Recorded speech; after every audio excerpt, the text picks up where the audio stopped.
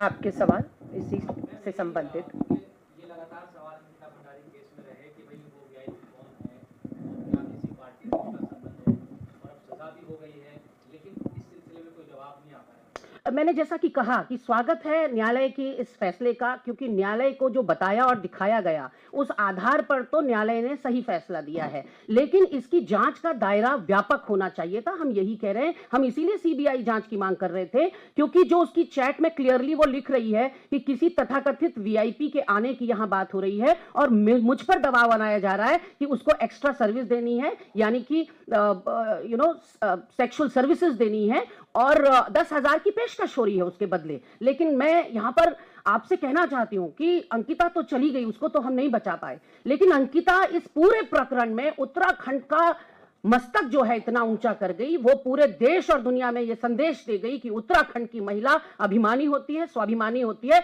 और अपनी अस्मिता के साथ किसी भी प्रलोभन में या किसी भी दबाव में वो नहीं सरेंडर करती। ये एक सिल्वर लाइनिंग इस केस में जरूर आई है कि उत्तराखंड की मातृशक्ति का माथा 56 इंच का सीना हो गया है। और वीआईपी की जहां तक आपने बात कही, वो सफेद पोश है। उस वीआईपी के लिए भी अंकिता के पिता ने एक चिट्ठी लिखी आत्मदाह की धमकी देते हुए, दूसरी चिट्ठी लिखी वकील को बदलने के लिए, तीसरी चिट्ठी लिखी वीआईपी मुझे संशय है, शंका है कि वीआईपी आपके दल का कोई सफेद पोश है। उन्होंने तो नाम भी लिया था, मैं नाम इसलिए नहीं लूंगी क्योंकि पुख्ता कोई सबूत हमारे पास है नहीं। चरित्र बनाने में वर्षों लगते हैं, बिगाड़ने में तो एक सेकंड में चरित्र बिगाड़ा जा सकता है। तो मैं चरित्र हनन नहीं करना चाहती, मैं वो नाम नहीं लेना चाहती। वो उनका लेटर जो है वो सार्वजनिक है, वो गूगल में आप ढूंढेंगे, कहीं भी ढूंढेंगे तो पिता का चिट्ठी मिल जाएगी।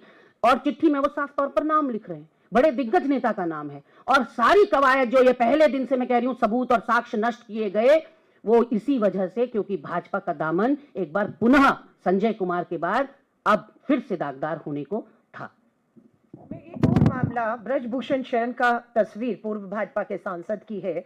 इस मामले में भी आपको मालूम होगा कि दिल्ली पुलिस ने शिकायत लेने से इनकार किया और दिल्ली पुलिस ने एफआईआर नहीं की थी।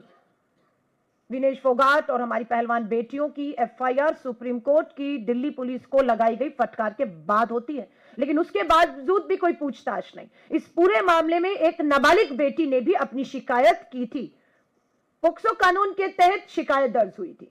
आज पता लगता है कि दिल्ली पुलिस, वो दिल्ली पुलिस जिसने शिकायत लेने से एफआईआर करने से मना कर दिया था, उस दिल्ली पुलिस ने जो है क्लोजर रिपोर्ट जो है वो पेश कर दी कि इस मामले को बंद कर दिया जाए, इस मामले में कुछ नहीं है।